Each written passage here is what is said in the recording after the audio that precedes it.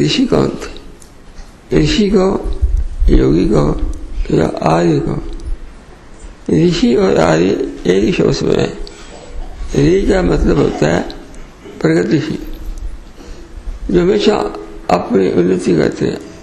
यह गीता में लिखा है, उद्धेत आत्मा, अपने को उठाओ,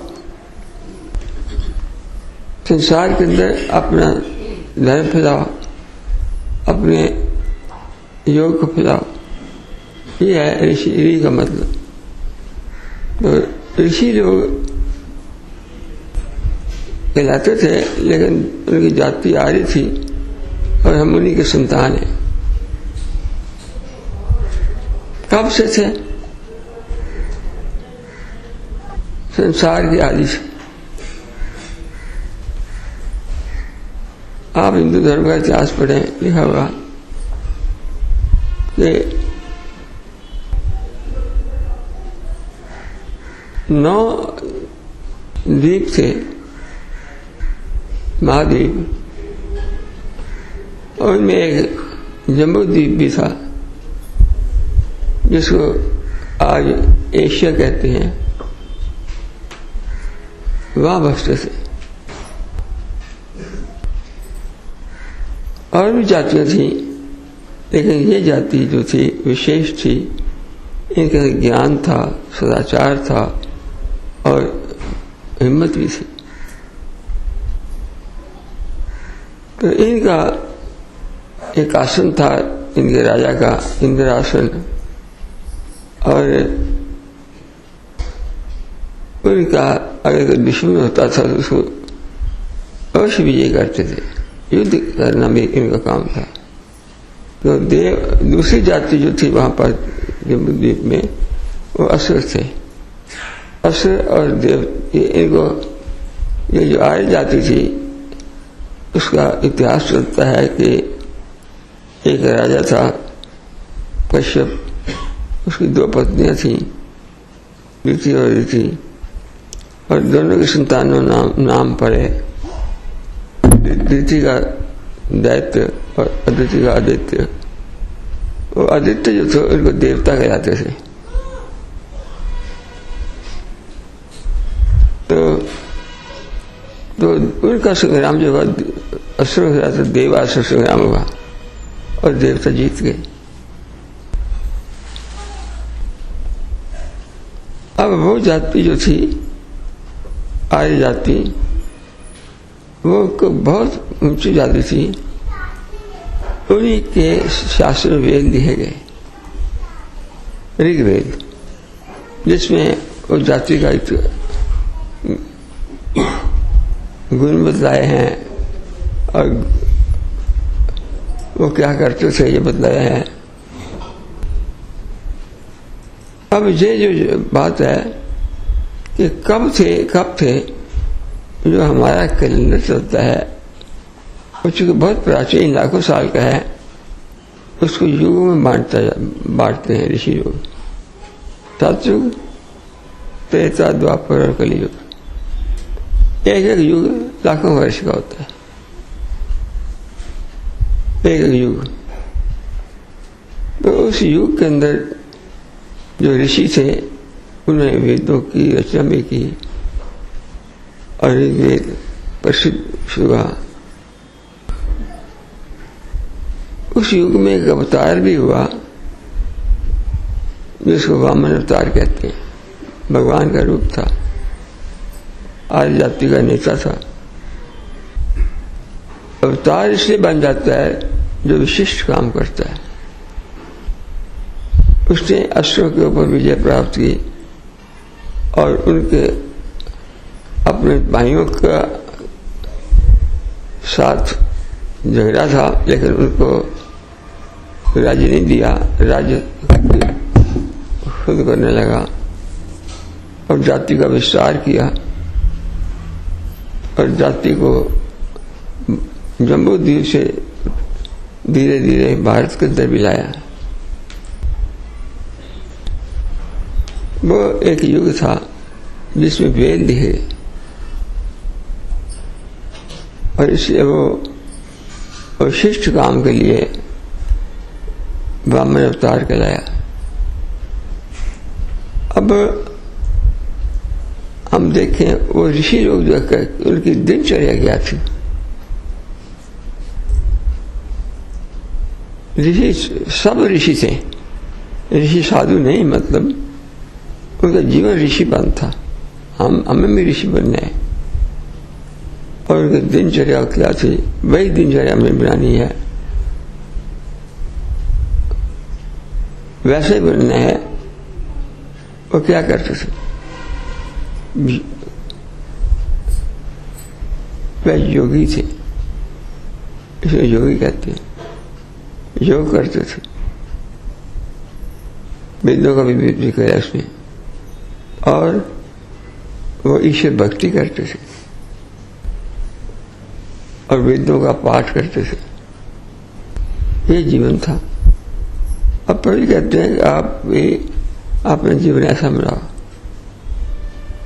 स्वाध्याय करो, भक्ति करो और योगाभ्यास करो, तब तुम उनके न्यायी कहलाओगे, अन्यथा कि नहीं। ये हमारा वंश है। और उसके आगे चलते चलते युग बदल गया और अब वो आर्य लोग भारत आ गए थे। उनका जो इंद्रपुरी थी या इंद्रासन था, भारत में था। जब भारत में कोई जाति आती थी वो सिंध नदी को पार करती थी। बाद में मुसलमानों ने सिंध नदी को पार किया तो सिंध को हा कहते थे, तो हिंद कहने लगा और उन्होंने कहा ये लोग हैं, हिंदू हैं। तो उन्हें वो भी आर्य जाति भी सिंध नदी के पर टिक गई जानकर, और वहां पर जो इंद्रासन था जम्मू द्वीप में, उसको वहां ले आई और उसके खंडरात भी अब हैं। अब उन गाँव को कहते हैं रप्पा मंजदार। वहां पर बड़े अच्छे खंडरात होंगे, क्यों दरिया चला इधर उधर हो जाता है तो आबादी भी बढ़ जाती है। और साथ ही ये तो लाखों वर्षों की बात है, लेकिन खंडात अब भी हैं। युग बदलने के साथ साथ जब भारत के अंदर आए तो भारत के अंदर वहां असुरों से राज था, युद्ध था, यहाँ राक्षस थे। जैसे असुर जाति बड़ी थी, यहाँ राक्षस जाति बहुत थी, और उसके साथ इसका हजारों साल तक संघर्ष होता आ जाता। लेकिन अंत में भगवान राम के साथ जब संघर्ष हुआ तो असुर जो राक्षस से खत्म हो गए, उनका प्रभाव खत्म हो गया और राम को भगवान माना गया। राम अवतार बने। राम अवतार थे मर्यादा पुरुषोत्तम, और अपने इस देश के अंदर उन्हें आर्य जाति का विस्तार किया। यही अब देखिए कितने प्राचीन है हम, और हमारे सिद्धांत क्या है। अब राम अवतार इसलिए भी है कि मर्यादा पुरुषोत्तम थे और उन्होंने यहाँ आर्य जाति का प्रभुत्व में आया। चलते चलते एक और युग आ गया जब आर्यों का यहाँ पर बोलबाला हो गया तो धन आदि होने लगे। धन के साथ बुराइयां भी आ जाती हैं और उस बुराइयों के कारण फिर युद्ध भी होते हैं। तो अब वो त्रेता युग था राम का, अब द्वापर युग आ गया। और द्वापर युग में बुराइयां थी, उनको बुराइयों को दूर करने के लिए भगवान ने अवतार लिया भगवान कृष्ण आए और उन्होंने गीता की का उपदेश दिया और अपना अपना धर्म निभाने के लिए उपदेश दिया और कहा कि संसार के अंदर मर्यादाओं की जो भंग करता है उसको हम नाश करेंगे। मर्यादा क्या होती हैं? मर्यादा होती हैं जो ऋषियों की बनाई मर्यादा हैं कि सच बोलना चाहिए, किसी को अत्याचार नहीं करना चाहिए, धोखा नहीं देना चाहिए, अपनी सबको अच्छी दृष्टि देखना चाहिए आदि आदि। वो योग 10 नियम बनाए थे, यम और नियम, उन्हीं का प्रचार किया। और भगवान कहते हैं जो उन नियमों का उल्लंघन करता है वो पापी है, उसको नाश करेंगे। तो वो धर्म जो है कि धर्म संस्थापनार्थम सम्भवामि योगे, मैं धर्म की स्थापना के लिए उन नियमों का पालन करें लोग सब, सारे संसार में शांति है। तो भगवान आए, भगवान ने वो योग दिया जिसको हम कर्म योग कहते हैं। फिर युग बदला, चौथा युग आ गया। कब? जब महायुद्ध हुआ, महायुद्ध के साथ युग खत्म हो गया। कृष्ण भी गए और उस वक्त के जो पाप था इसलिए विद्ध हुआ और बहुत नाश हुआ और इस देश का कुछ पता नहीं क्या हो गया, लेकिन सदियों तक अंधकार में पड़ा रहा। फिर कलयुग के अंदर फिर उदय हुआ। उदय के साथ लोगों के अंदर ऐसी ऐसी आदतें आ गई जो विदेशों से आई और योग नष्ट हो गया। तो इसलिए प्रभु रामलाल जी महाराज आए, कलयुग के अवतारी। उन्होंने कहा कि तुम ऋषि की संतान हो और तुम योग करो। ये है हमारा इतिहास, इसको सभ्यता कहते हैं। जो हम कोई भी जाति होती है तब तक जिंदा रहती है जब तक अपने पूर्वजों के नियमों का पालन करें। हमें क्या करना चाहिए? वही आर्यों के नियम, योग करें, भक्ति करें और पाठ करें। और हमें अपने परंपरा का पता होना चाहिए। जो मैंने इतिहास बताया ये हमारा इतिहास है, हमारी सभ्यता है। हम इसको भूल गए हैं। हम किन ऋषियों की संतान हैं? लाखों वर्षों से ये चली आ रही है और हम उन्हीं के हैं। लेकिन वो याद कराते हैं कि आप उन्हीं के हो और जैसा उनका जीवन था वैसा बनो।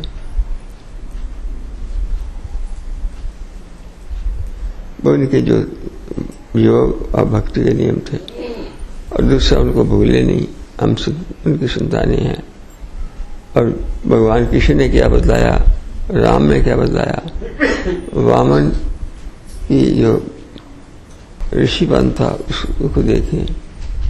और प्रभु जी ने खुद बताया कि हम योग भुलाने आए हैं, योग करो। एक जाति का एक जीवन भी होता है जिससे बदल जाती है। वो जीवन होता है उसका दर्शन, फिलॉसफी। हमारी फिलॉसफी जो है असुरों की और राक्षसों की कोई फिलॉसफी ऐसा ग्रंथ नहीं है जो फिलॉसफी लिखी हो। आर्य लोगों ने वेदों की रचना की अस्त्र ने रचना नहीं की, न राक्षस ने रचना की। और बाकी जातियां तो अब 1200 साल की हैं, ईसाई जो 250 साल के हैं, और मुसलमान तो 1500 साल के हैं। उनका क्या इतिहास होना है? उनका ना कोई इतिहास है, ना कुछ दर्शन है। लेकिन हर जाति का एक दर्शन भी है। तो दर्शन हमारी जान है। दर्शन, फिलॉसफी, वो क्या होता है? दर्शन होता है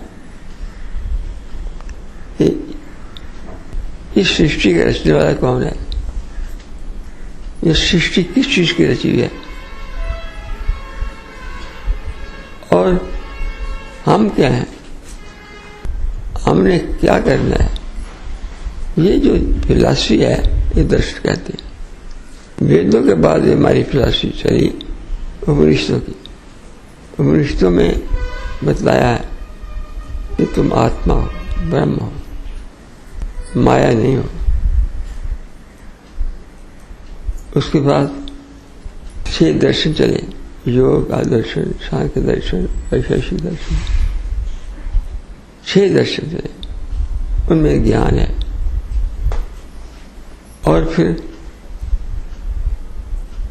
महाभारत के अंदर गीता नाम के ग्रंथ था, उसको व्यास ने अलग करके दिखाया। ये जो है दर्शन है, गीता का ग्रंथ है, ये 6 दर्शनों को, उपनिषदों को समरी है। इसे कहा गीता सुगीता कर्तव्या कि मैंने शास्त्र विस्तृत। गीता को पढ़ो, बाकी शास्त्र की जरूरत नहीं है, वो विस्तार पूर्वक है। अब गीता में वो सारे फिलॉसफी हमारी है। हम क्या हैं, सृष्टि कैसे बनी, ये गीता के अंदर 18 चैप्टर हैं, अलग अलग ज्ञान दिए हैं। इसलिए गीता को व्यास ने जब महाभारत से अलग किया तो उसको एक रूप दिया। एक कृष्ण की फिलॉसफी क्या है, कहा ये गीता जो है, गीता है ये श्रीमद् भगवद गीता सु उपनिषद सु, इसमें 18 उपनिषद हैं। 18 उपदेश, उपनिषद मतलब होता है गुरु जो उपदेश देता है शिष्य को, उसको उपनिषद कहते हैं। 18 उपनिषद है उसमें, हर एक चैप्टर में। एक चैप्टर फिलॉसफी का है, 2 चैप्टर बल्कि फिलॉसफी का है, 7वां और 8वां बताया कि ईश्वर क्या है, सृष्टि क्या है, हम क्या हैं। तो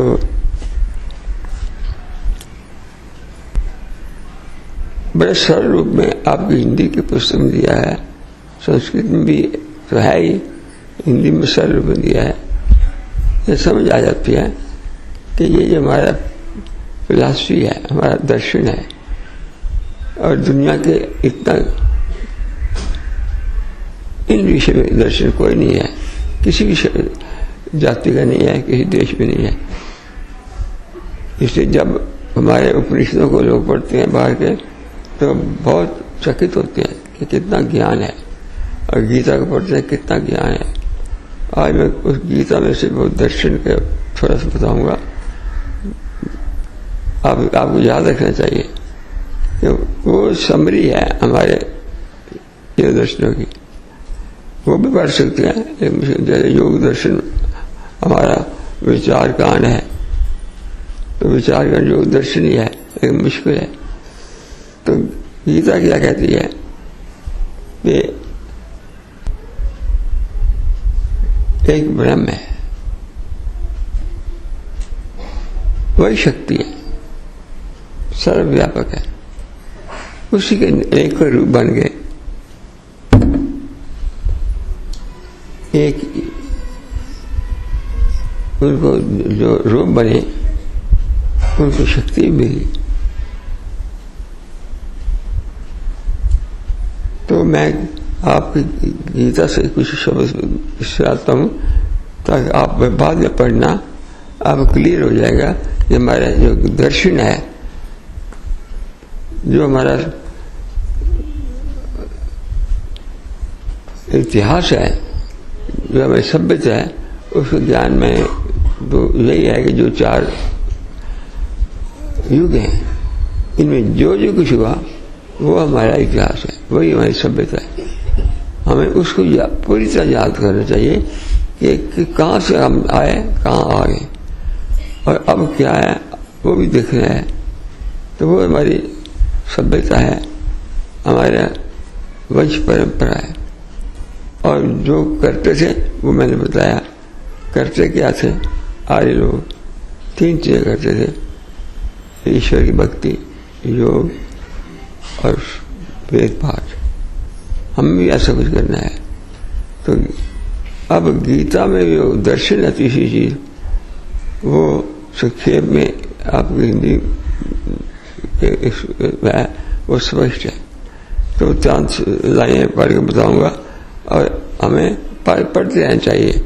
गीता सुगीता कर्तव्य, हम गीता को छोड़ नहीं सकते। गीता हमारा धर्म ग्रंथ है और 18 ज्ञान है अलग अलग, लेकिन मैंने इस गीता को 18 उपनिषदों के लिंक जोड़ दी और कहा अब ये लिंक आगे से जुड़ी है, इसलिए इसका स्पष्ट हो जाता है। भगवान कहते हैं संस्कृत में अर्जुन को कि मैं तुम्हें वो ज्ञान बतला रहा हूं जिसको जानकर और कोई ज्ञान रहता ही नहीं दुनिया में, और कोई ज्ञान हो सोचा ज्ञानम सभी ज्ञानम हमते कक्षा में, ज्ञान और ज्ञान। अब आपने देखा ज्ञान क्या है, विज्ञान क्या है। हमारे फिलॉसफी के अंदर ये कहते हैं ज्ञानम सभी ज्ञानम, मैं ज्ञान और विज्ञान का तुम्हें भेद बताऊंगा। तो वो अब संस्कृत को नहीं कहीं एक्सप्लेन करनी पड़ती है, हिंदी में आप स्पष्ट हो जाएगा। और फिर याद रखना है उस ज्ञान को।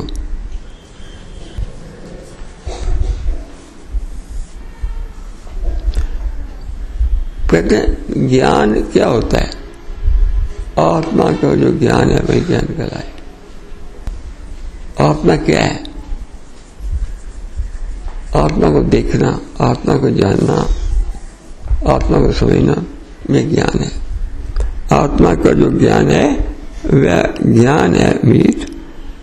और विज्ञान क्या है, प्रकृति भी उस संग जो है वह विज्ञान लौकिक।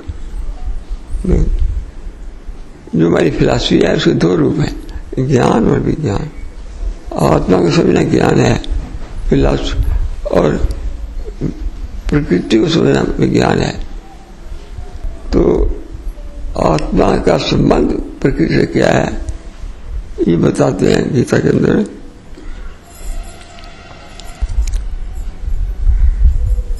और पूर्ण ज्ञानी जानिए जिसको दोनों का ज्ञान, पूर्ण ज्ञानी जानिए जिस दोनों का ज्ञान।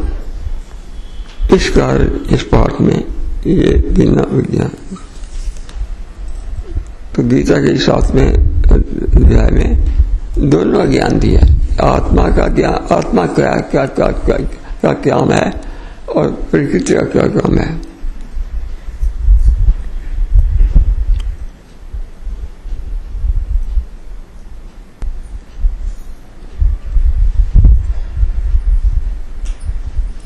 कहते हैं जो इन दोनों को जान लेता है, इनका संबंध जान लेता है, और कोई ज्ञान जानना नहीं रहता। ये भी गीता है, ज्ञान को विज्ञान संग जो जान ले वे ज्ञान, फिर नहीं कुछ रहता है जानन को जान, फिर कुछ नहीं रहता जानन को जान।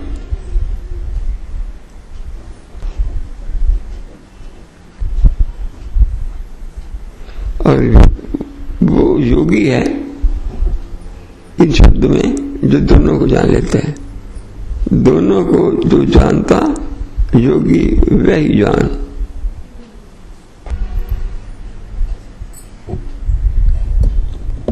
ज्ञान प्रकृति को समझना। प्रकृति क्या है? ये सारा विश्व बना वह प्रकृति है, और उसको समझना ये विज्ञान है।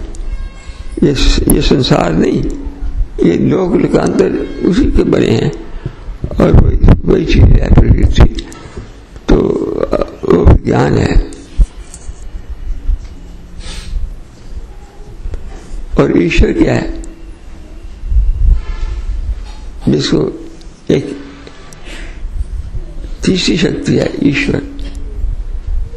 ईश्वर क्या है? ईश्वर वो है ब्रह्म का रूप जो प्रकृति के अंदर रमा हुआ है। जैसे पानी के अंदर हवा रमी हुई होती है, ऐसे उसके अंदर रमा हुआ है। तो वही है, उसी प्रकृति के भीतर ईश्वर भी रम पाए।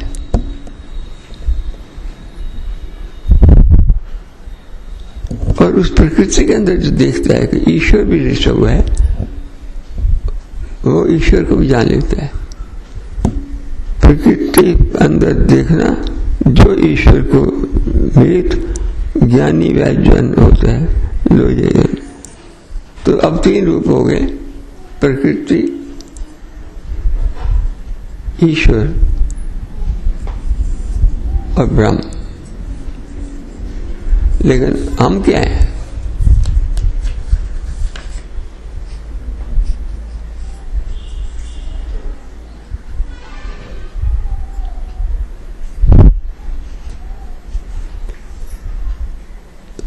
प्रकृति के अंदर जो हमारे अंदर है, फिर हम हमारी आत्मा को पुरुष कहते हैं। तो प्रकृति, पुरुष और पुरुषोत्तम तीन हो गए। प्रकृति पुरुष का ज्ञान ये है संपूर्ण ज्ञान। ज्ञान विज्ञान के पाठ में इसमें ज्ञान संपूर्ण जानना, इस पाठ का ज्ञान।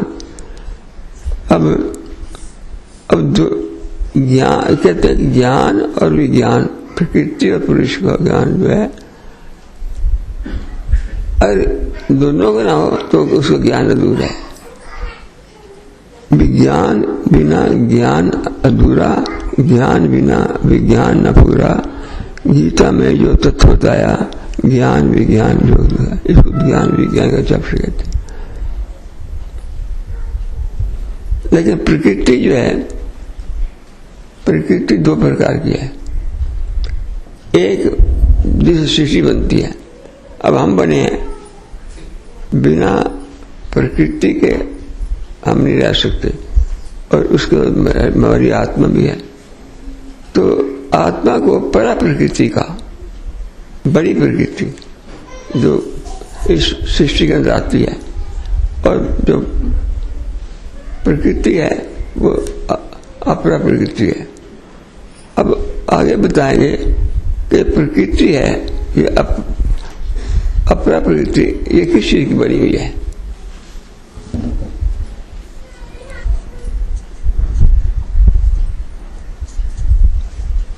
अपरा 8 प्रकार की जान। हमारा शरीर है, ये संसार है जो दिखा देता है, ये 8 चीजों का बना है। 5 तत्व, मन बुद्धि अहंकार। हमारा जो स्वरूप है, वो शरीर जो है वो 5 का है। पृथ्वी, जल, अग्नि, आकाश, और ये 5 होते हैं। लेकिन 3 चीजें इसके अंदर और भी हैं, वो ना हो तो हम काम नहीं कर सकते। वो है सूक्ष्म, मन, बुद्धि, अहंकार। मन क्या है? जो संकल्प विकल्प करता है, मैं ये करूंगा वो करूंगा, रात दिन चलता रहता है। बुद्धि विवेक करती है, क्या करना चाहिए क्या नहीं करना चाहिए। और अहंकार क्या होता है? मैं हूं, मैं सबसे अलग हूं, ये सूक्ष्म शरीर है और ये विशेष है। तो प्रकृति जो है, संसार के सब बने जीव बने हैं, ये 8 प्रकार की है। तो ये विज्ञान किया गया।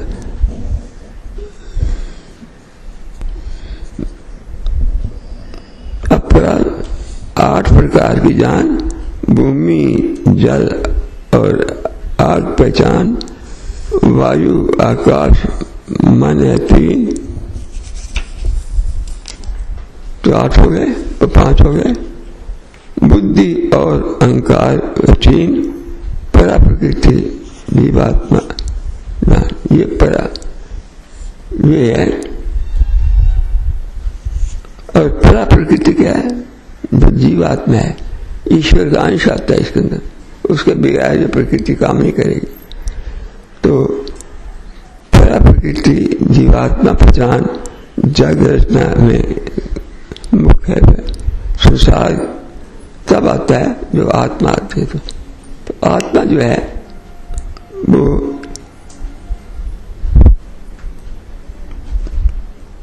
उसको परा प्रकृति कहते हैं। अपरा प्रकृति 8 और परा प्रकृति जीवात्मा, और उससे ऊपर ईश्वर।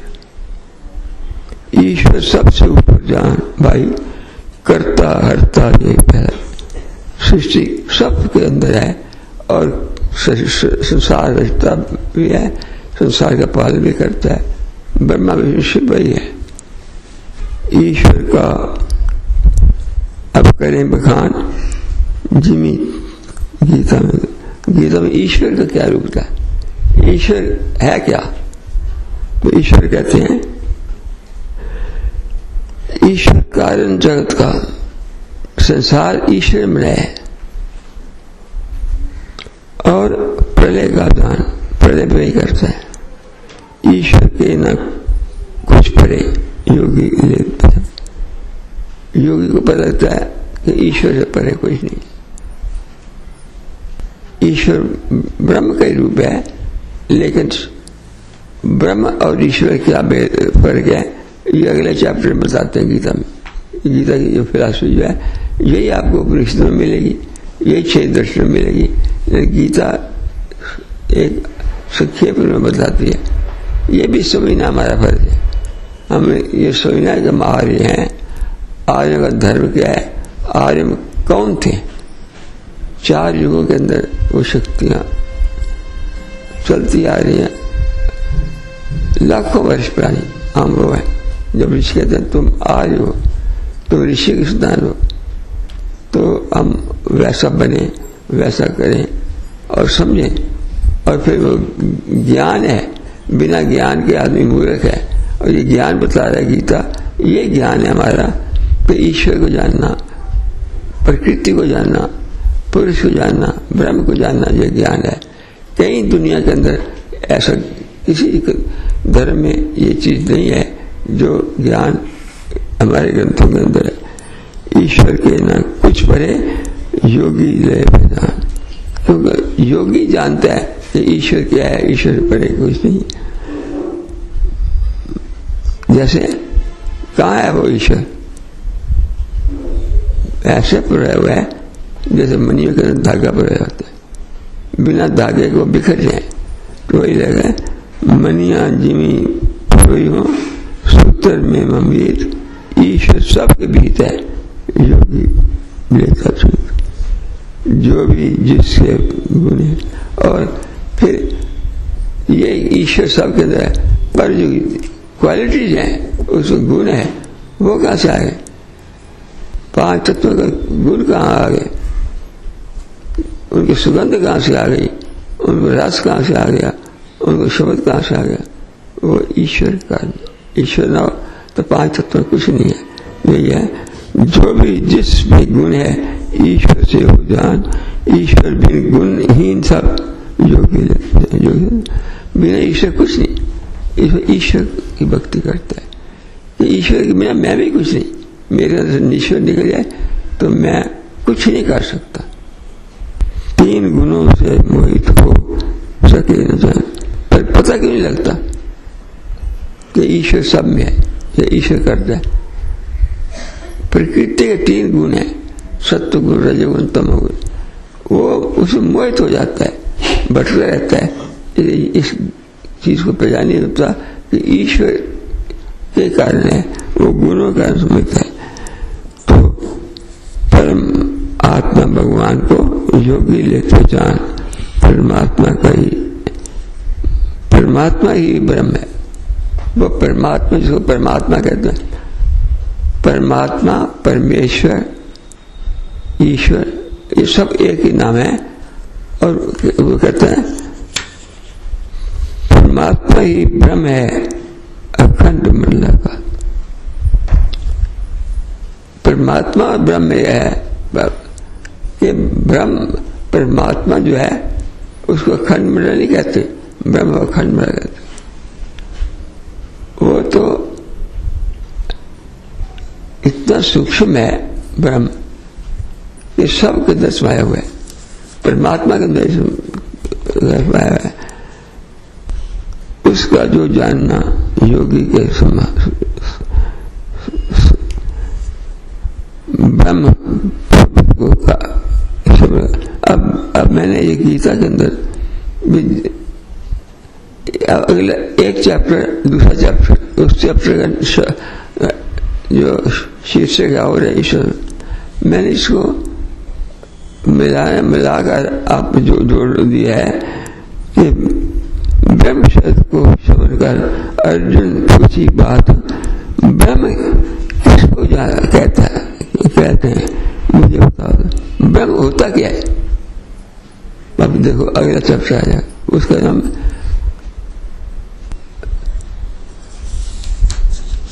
वो है अक्षर ब्रह्म योग। वो ब्रह्म है अक्षर, उसे कभी नाश नहीं। ईश्वर बदल सकता है, ब्रह्म नहीं बदल सकता। तो किस पहचाने इसका करो भगवान। तो इस प्रकार ये हमारी फिलॉसफी है, ये भी जरूरी है। हमें अपने दिनचर्या में वो सब कुछ करना है जो आर्य करते थे। हमारा अभी तक मैं संक्षेप में बताया कि 4 युग में हमारा इतिहास है, हमारी हिस्ट्री है। और युग कितने लंबे हैं ये भी शास्त्र में है, और चलते आ रहे हैं और बदलते चले जाते हैं, आगे बढ़ते चले जाएंगे। ये हमारा इतिहास है, हमारी सभ्यता है। हमारी सभ्यता का ये स्वरूप है। और फिर हमारी फिलॉसफी क्या है, ये आज पढ़ा देखो गीता के संक्षेप में है। ये सब कुछ जानना और जानकर ऐसा जीवन बताना, ये प्रभु जी कहते हैं ऋषि संतान हो तुम, हमें कुछ नहीं पता, हम जैसे अंधकार में भटक रहे हैं। हमें कोई जब हम कोई फैमिली होती है, आप लगाती है छाकर आदि, तो चलता है, तो उसको ये भी नहीं पता हो कि हम आपकी फैमिली के मेंबर हैं, तो अज्ञानी है। अब हम ज्ञान ये है कि हमें यही पता हो कि हमारा जो सभ्यता क्या है, हमारा ज्ञान क्या है, ये इसको धर्म कहते हैं। हमारा धर्म यही है। बहुत सच्चिदानंद महाप्रभु।